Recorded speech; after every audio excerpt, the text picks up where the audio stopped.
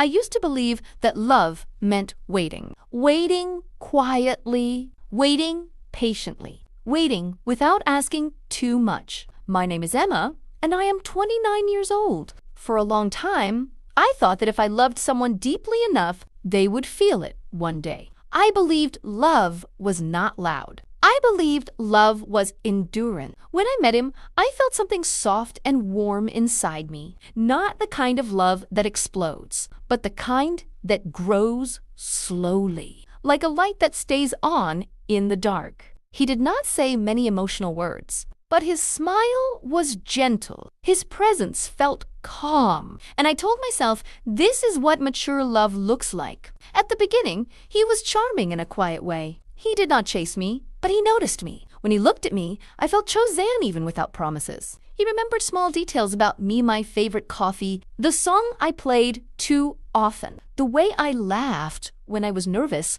Those small moments felt big to me. I held on to them like proof. I told my friends I was happy, and in many ways, I was, but there was always something missing, something I could not explain. As time passed, I started giving more time, more patience, more understanding. I adjusted my schedule to match his. I answered messages quickly, even when he replied hours later. I waited for calls that sometimes never came. If he canceled plans, I smiled and said, "It's okay. I understand." He was always busy.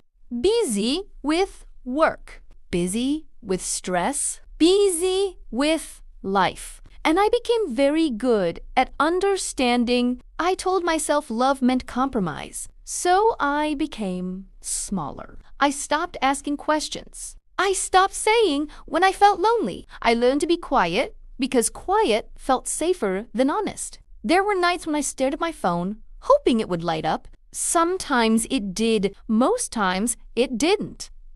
I told myself not to be dramatic, not to be needy, not to push him away. When my birthday came, he forgot. I smiled when I saw him days later and told myself it was not important. When plans were canceled again and again, I said nothing. When promises stayed empty, I filled them with excuses for him. He didn't mean it.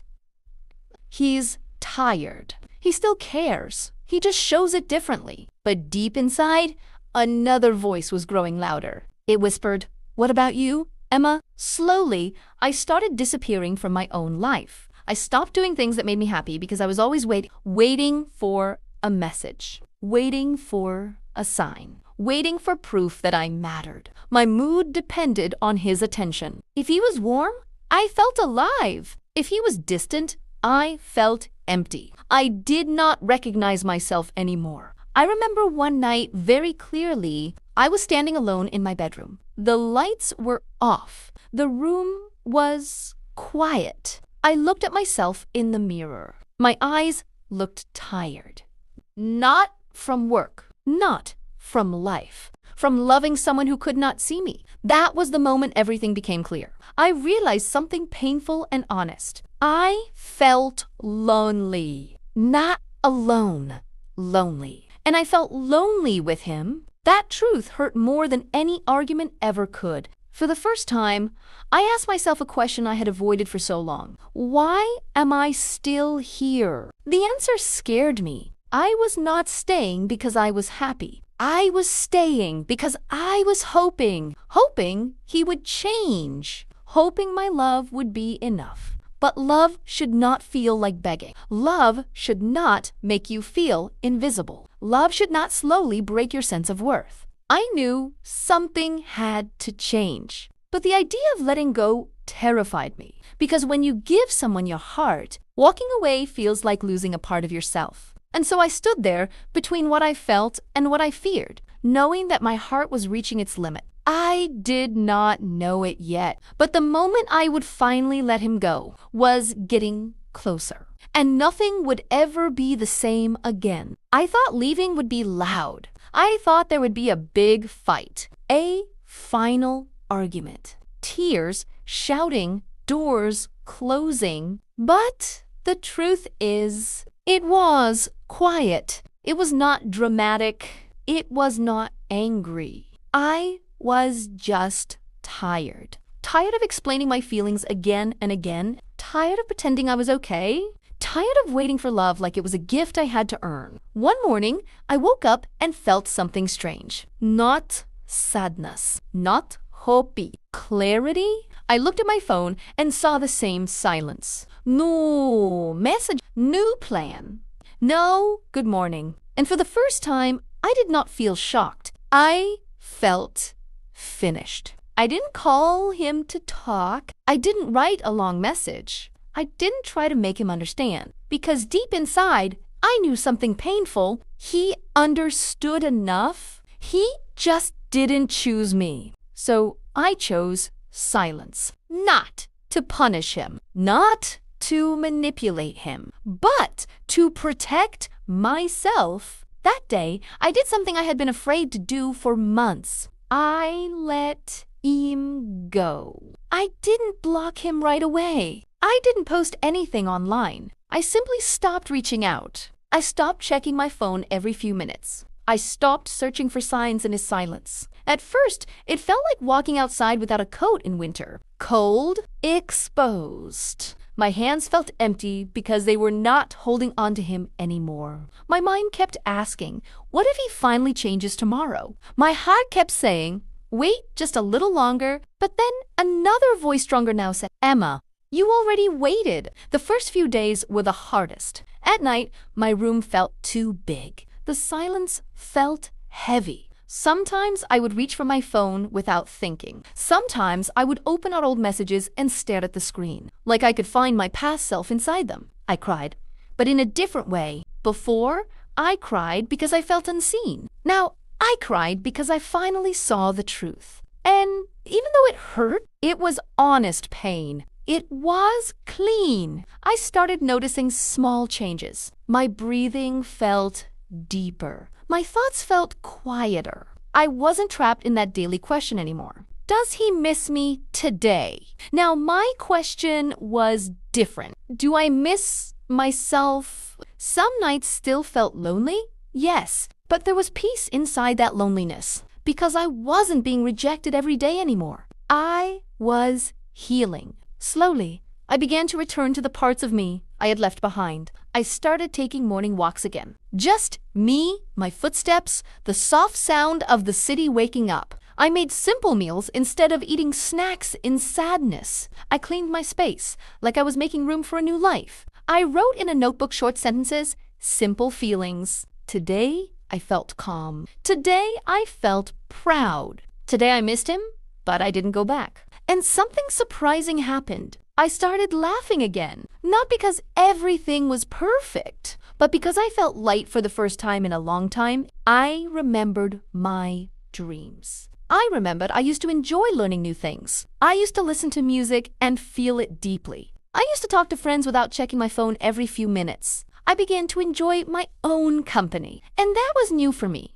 because before, I thought being alone meant being unwanted. Now, I understood being alone can also mean being free. Weeks passed, and then he came back. Not in a movie way. Not with flowers and a big speech. Just a message. A simple message that arrived late, like everything else. Hey, are you okay? You've been quiet. I stared at the screen for a long time. My hands did not shake like before. My heart did not jump like before. I felt calm. Then more messages came. Did I do something? Why are you acting different? I miss you.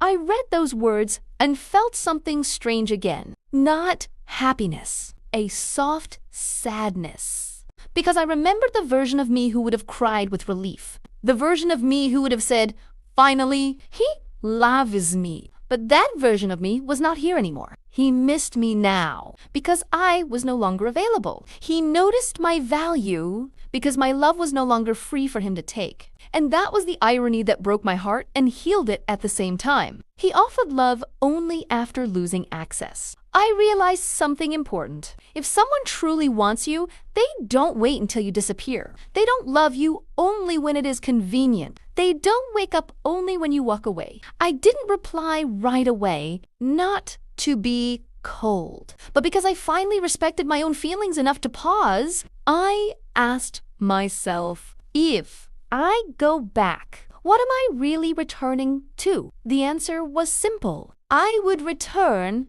to waiting. And I didn't want that life anymore. So when I finally replied, my words were gentle. I didn't attack him. I didn't blame him. I just spoke the truth. I told him I had been lonely for a long time. I told him I had tried. I told him I reached a point where I had to choose myself. And then I did something that surprised even me. I forgave him. Not because he deserved another chance, but because I didn't want to carry anger in my heart. Forgiveness is not always a door you open for someone. Sometimes it is a weight you remove from your own chest. I wished him well, and I let the story end. After that, there were moments of temptation, moments when I missed the familiar. But every time I felt weak, I remembered the mirror, the tired eyes, the quiet pain, the small version of me begging for attention, and I chose myself again. Because love should not arrive late. Love should not be something you have to suffer for. Love should feel like safety,